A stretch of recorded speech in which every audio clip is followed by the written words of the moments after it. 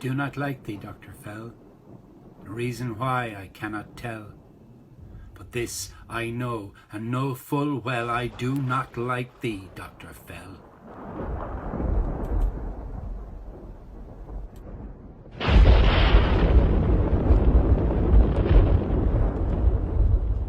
This nursery rhyme was written in 1680 by the satirical English poet Tom Brown, and it supplies the title of the play written by Bernard Farrell, which was first performed in 1979 at the Peacock Theatre in Dublin. Hi, my name is Michael Irwin, and I'm co-directing this play with Vera Kilgallen for Bualadh Bos, Oranmore's amateur drama group. In his introduction, Bernard Farrell explains that he wrote Dr. Fell after attending an all-night group therapy session in New York in 1977. In his own words, the group therapy angered him beyond description. He felt that people that attended it were either out-of-work actors or wealthy chancers. And he felt that they were there just for one purpose, to disrupt the night and act out every social and sexual problem imaginable. So, to introduce you to the characters involved, I'll now hand you over to Paddy, the caretaker and general gopher for the Susie Bernstein therapy group. How's the going? Your man there, he's all wrong. I'm the caretaker of this whole building, and on Saturday night I become the group attendant for Miss Bernstein's therapy group.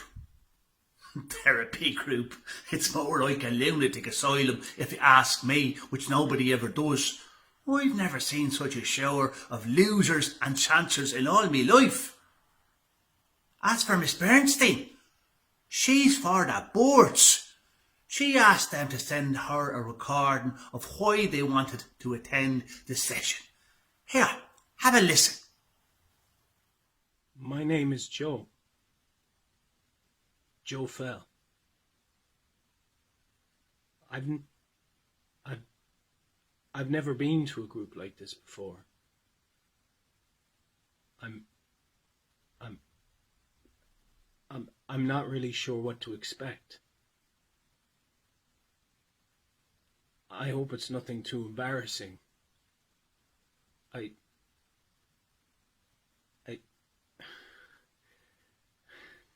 I'm a bit shy.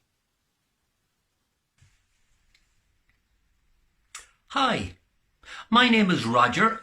I have just come back from Oslo and I want to join the group to experience once again the freedom of self-expression that you feel when you give of yourself to strangers and realise, as they used to say in Rome, et spes non fracta. Hope is not lost. Now, here's Maureen and Peter, a happily married couple, maybe. You go first, my love. No, you go first, my love. But it's you who wants to do this. No, you go first. You're the one who needs the therapy, my love. No, my love, it's you that wants to attend this. Oh, is it? What about the fling you had with Marcus Dalton? I did not. I did not have a fling with Marcus or with anyone else. So, it's Marcus now, is it? Hello? Hello? Can you hear me okay? My name is Rita, and I would like to join the group because my husband died. No, he was killed by dogs. He was savaged by dogs. And, of course, there's always herself, Miss Bernstein. I'm Susie Bernstein, and I'm from Texalito in the state of, Utah. And where I'm from, we have a saying, and that saying is this: why keep a problem to yourself when you can share it with your family? And by family, I mean your group therapy family, like the kind of family we will become here tonight. Together, we will shed our masks and our inhibitions as we go in search of inner knowledge of ourselves and of others. I speak honestly and get others to open up to me in such honesty as we become close and intimate and understanding. And that is my gift to you, and how I will make this session work, where we will be reborn as a family. So, there you have it. I don't get involved in any of these shenanigans, but I do have to come in and clean up afterwards. As for Joe Fell, talk about a dark horse. I wouldn't trust him as far as I'd throw him. The other night I heard he told this story. I had a cat once, when I was young. Good, Joe! Tell us about it! You'll be interested in this, Rita. You like cats. Was it a black cat, Joe? Judas was black, you know. It was blue. I gave it milk every day, and it was big and fat with thick glossy fur and black eyes. And in the evening I would sit by the fire, and it would cuddle at my feet and purr and stretch on its back, and I'd run my hand over its belly and... Joe, it couldn't have been a blue cat. There are no blue cats. No, it was black, like my toothbrush. I remember. Christ. Black like Judas. Judas was black with thick fur. What was the name of your cat, Joe? It was Maureen. I named him Maureen. I loved her very much. Oh, dearie me. Wait a minute. Why did you have to call her Maureen? No, Peter, this could explain a lot. This is interesting. What's interesting? And this could be an association of names. I had that once with a person I used to know. You see, names haunt like smells, like music. They all become associations. Do you still have your cat, Joe? No, when I was 15, I took her out. I carried her under my coat, along the road, up the hill to the railway bridge. I kept saying to her, I love you, Maureen. I love you, Maureen. I love you, Maureen. Get on with your story, for God's sake. What happened? Nothing happened. You brought her home again? We used to do that with our 12 cats, our apostles. Take them out for a walk. Only we used to bring them in the car. My husband used to drive. Oh, he was a wonderful driver. Did you bring her home again, Joe? I climbed the wall beside the bridge, carried her down the embankment to the railway line to wait for the train. We sat in the grass, waiting for the train. She was purring. I was sleepy. And after the train passed, I carried her home again. Why did you do that, Joe? Because I loved her. Loved her? She must have been terrified by the train, for God's sake. Oh, our cats were never terrified in the car. Did you often do that, Joe? No, just once. Oh, I see. I buried her in the garden beside the wall.